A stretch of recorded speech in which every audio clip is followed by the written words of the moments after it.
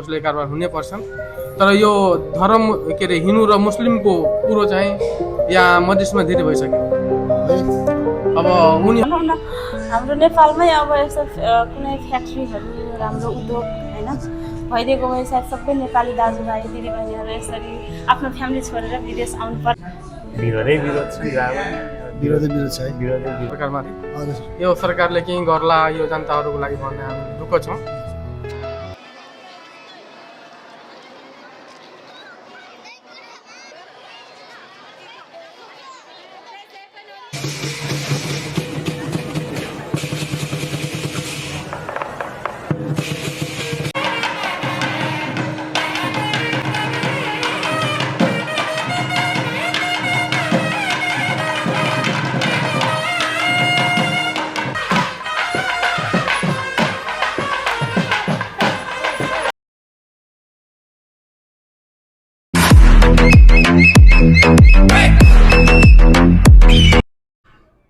Good afternoon and namaste.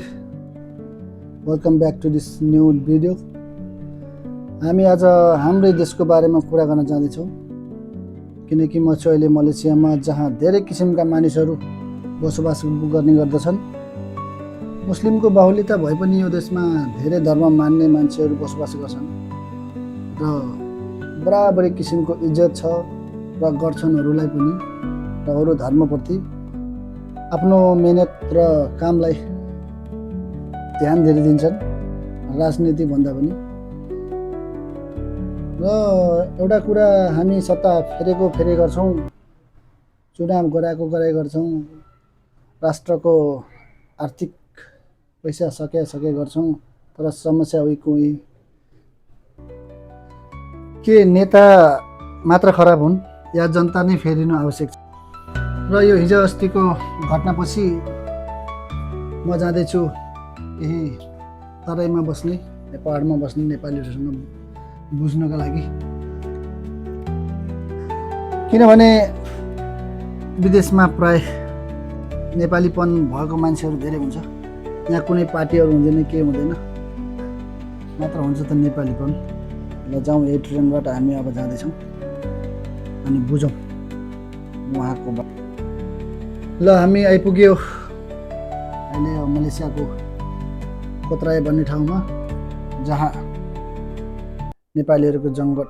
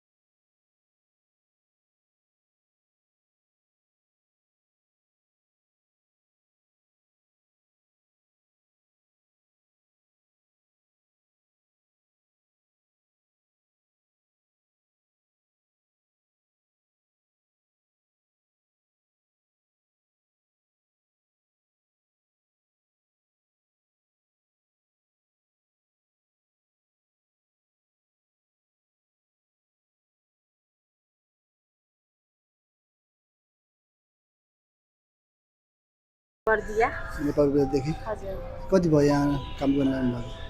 यहाँ चाहिँ restaurant मण्डलामा चाहिँ 2 महिना। 2 महिना। अनि मलेसियामा आउनुभयो कति भयो? मलेसियाको 8 वर्ष। 8 वर्ष भइसक्यो। हजुर। घर जानुभएको छैन? गएर आएको। कति जानुभयो? 2021 मा। 2021 मा 5 वर्ष भइसक्यो घरमा जानु। ए घर जानु मन लाग्दैन? लाग्छ। कस्तो छ त अनि यहाँ तपाईँको रोजगारी? ठिकै छ। ठिकै छ। हजुर। नेपालमा आउँदा राम्रो छ? नेपालभन्दा अब आफ्नो फ्यामिली छोडेर आउँदा त अब के राम्रो हुन्थेन, तर पनि तपाईँले नेपाल छोड्नुको खास कारण के? रोजगारी? बेरोजगार भएर त हो नि विदेशमा आउनु पर्ने हो, त्यही बाध्यता हुन्छ। नेपालको भन्दा राम्रो छ? हजुर। तपाईँलाई एउटा के विषय छ यस्तो जुन तपाईँलाई नेपालमा भइदियो भने म परिवार छोड्नु पर्दैन थियो भन्ने लाग्छ? त्यो त अब यस्तो हो कि आर्थिक हो? सबै भनौँ न हाम्रो नेपालमै अब यस्तो कुनै फ्याक्ट्रीहरू राम्रो उद्योग होइन भइदिएको भए सायद सबै नेपाली दाजुभाइ दिदीबहिनीहरू यसरी आफ्नो फ्यामिली छोडेर विदेश आउनुपर्ने थिएन होला। बेरोजगारी हो main। हजुर मेन समस्या चाहिँ बेरोजगारी अब रोजगार छैन नि त त्यही हो मेन समस्या। अहिले त नयाँ सरकार छ, के आशा छ नयाँ सरकारप्रति? आशा त छ अब हेरौँ गर्दै हुनुहुन्छ उहाँहरूले अब आशा चाहिँ छ। गर्नुहुन्छ होला। आशा चाहिँ छ होइन? हजुर पुरानो पार्टीभन्दा आशा छ तपाईँहरू? पुरानो पार्टीभन्दा चाहिँ छ। त्यही त अब अहिले त तराईतिर पनि होलदङ्गा भइरहेछ दिनकै। सायद यो तपाईँले कसरी लिनुहुन्छ त्यो आन्दोलन होलदङ्गाहरूलाई? यो अब पुरानै पार्टीहरूले गर्दा पनि होला सायद। अब मैले त्यो खासै त्यो बुझेको छैन। ए हजुर त्यहाँकै तिनीहरूकै चलखेल जस्तो लाग्छ। त्यस्तै लाग्छ त्यो चाहिँ सुन्दाखेरि। ल दिदी ल समयको लागि धन्यवाद धन्यवाद। हस् धन्यवाद। नमस्कार, यो मेरो युट्युब ब्लगमा तपाईँले स्वागत छ होइन? यसलाई पनि पहिला त हजुरको नामबाट सुरु गरौँ। मेरो नाम सागर कुमार मुखिया। हजुरको? मेरो नाम कृष्ण प्रसाद यादव। कृष्ण प्रसाद यादव। अनि घर चाहिँ कहाँ पऱ्यो हजुर? मेरो पर्सा जिल्ला बिरगञ्ज। हजुरको? मेरो रौतहट जिल्ला बौद्धिमा नगरपालिका 1। ए हजुर भने तराईबासी हुनुभयो। हजुर हजुर। अनि हजुरको यो मलेसियाको बसाइ कति हो? अब लगभग 4 वर्ष हुन लाग्यो। 4 वर्ष हुनु लाग्यो मलेसिया। छुट्टीमा जानुभएको छैन घर? म त चाहिँ घुमेर आएको छु। ए घुमेर आउनु हजुर गाम जानुभएको छैन। ए तपाईँ कति भयो छुट्टी भएको आउनुभयो? छुट्टीमा गएर आएको वर्ष नाङ्गे त अब। वर्ष नागिसक्यो। हजुर। ए अनि कस्तो छ जागिर हजुर?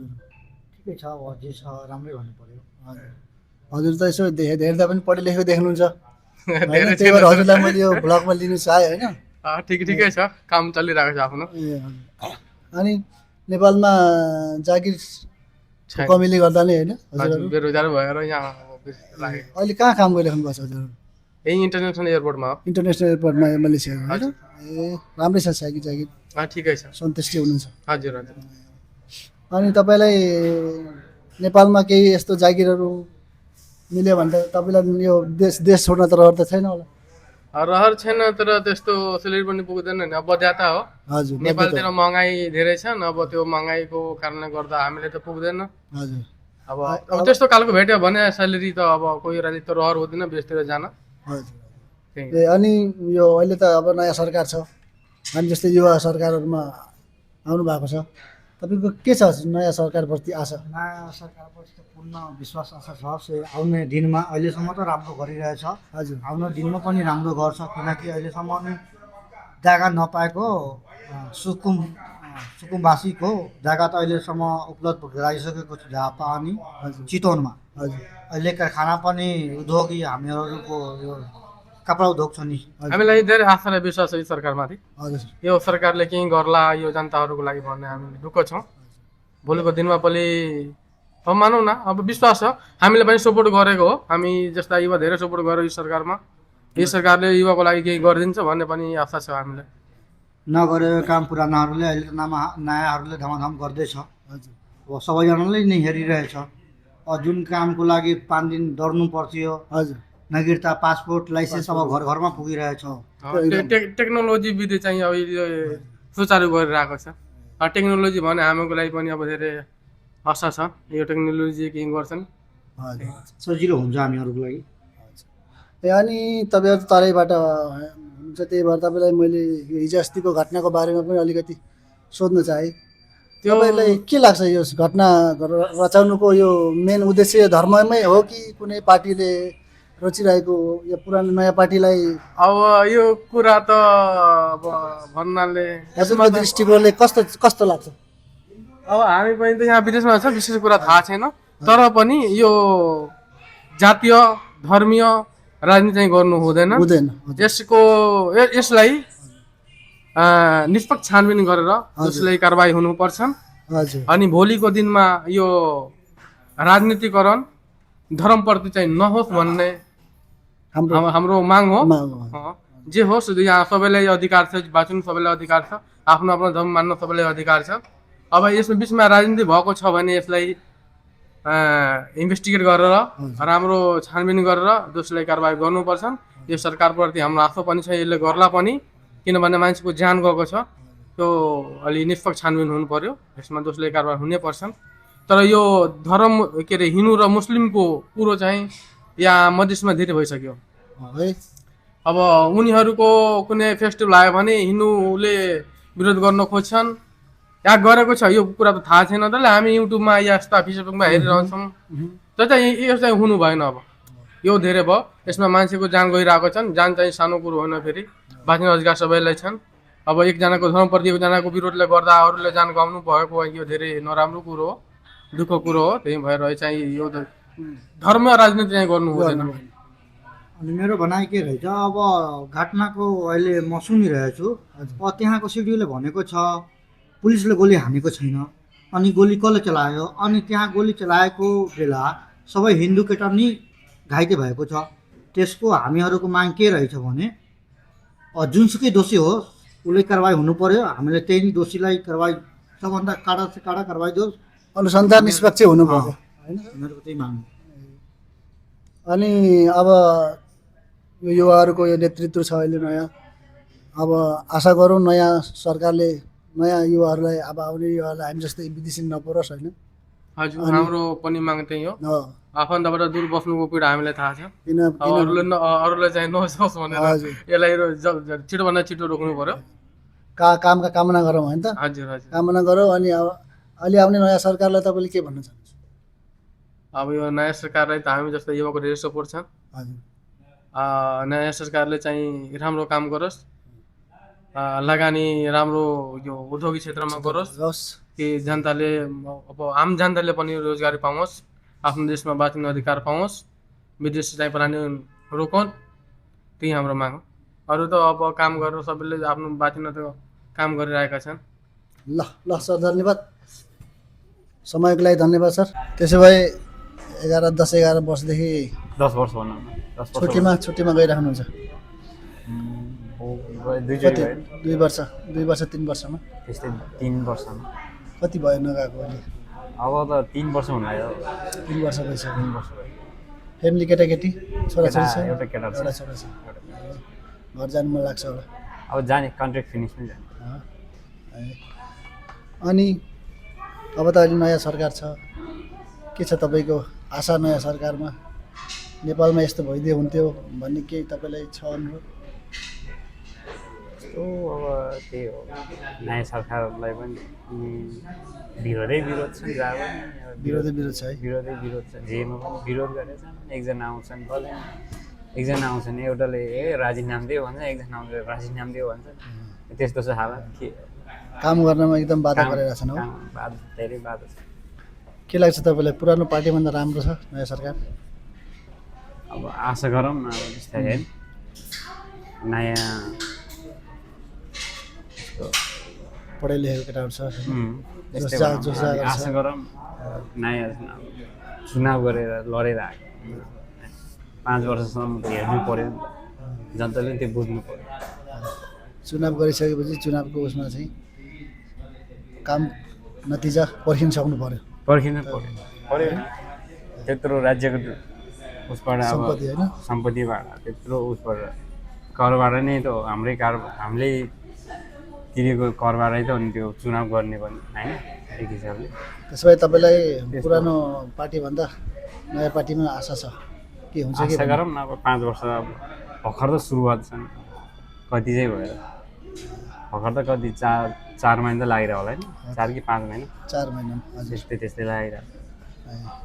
अझै 5 वर्षको त ल ल, आशा गरौँ अब नेपालमा हामी जस्तै 10-12 वर्ष जिन्दगी यहाँ कटाउनु नपरोस् होइन, सानोतिनो भए पनि जागिर मिलोस्। केही समय त अब अझै पनि समय त लागिहाल्छ। आउने बित्तिकै अब चेन्ज गर्छन् भने त कहाँ हुन्छ त होइन, बिस्तारै हुँदै जाला भन्ने एउटा आशा राखौँ न। आशा गरौँ। ल सर, हामीले लाग्छ नि त्यही हो। ल समय ल। र तपाईँलाई लाग्छ कि चिल्लो बाटो, यो खानेपानी, भवन, टावर होइन, यो सबै विकास हो भन्नुहुन्छ भने अहिलेको अवस्थामा तपाईँ एकचोटि देशबाट बाहिर घुम्नुहोस् र हेर्नुहोस् हाम्रो नेपाल कति पछि परेको छ भनेर। रोजगार कति कमी छ भन्ने कुरा तपाईँ त्यसबाट बाहिर निस्केपछि मात्र थाहा पाउनुहुन्छ र तपाईँलाई बल्ल लाग्छ कि तपाईँले समर्थन गरेको पार्टी साँच्चै नै फेलर पार्टी हो भनेर। अनि यो हेर्न सक्नुहुन्छ तपाईँ, म छु ठिक यो सेन्ट्रल मार्केटनिर जहाँ हजार पर्यटकहरू आउने गर्छन्। तपाईँ देख्न सक्नुहुन्छ यो तपाईँ पुरानो पार्टीको कार्यकर्ता जो कोही हुनुहुन्छ उहाँहरूलाई एउटा कुरा चाहिँ भन्न चाहे, तपाईँ जुन पार्टीलाई समर्थन गरिराख्नु भएको छ या भनौँ उनीहरूको इसारामा नाचेर आफ्नो परिवार पालिराख्नु भएको छ भने तपाईँ एकदम एउटा पाप गरिराख्नु भएको छ। किनकि तपाईँ र तपाईँ जस्ता तपाईँका छोराछोरी जस्ता हजारौँ युवाहरू देशदेखि टाढा छन्। र एउटा कुरा सम्पूर्ण नेपालीलाई भन्न चाहन्छु कि विकास उन्नति भनेको हामी जनताबाटै सुरु गर्नुपर्छ। यहाँ कसले कसैलाई गाली गरेर सद्भाव बिठोलेर जात धर्मलाई गाली गरेर कहिले पनि विकास हुँदैन।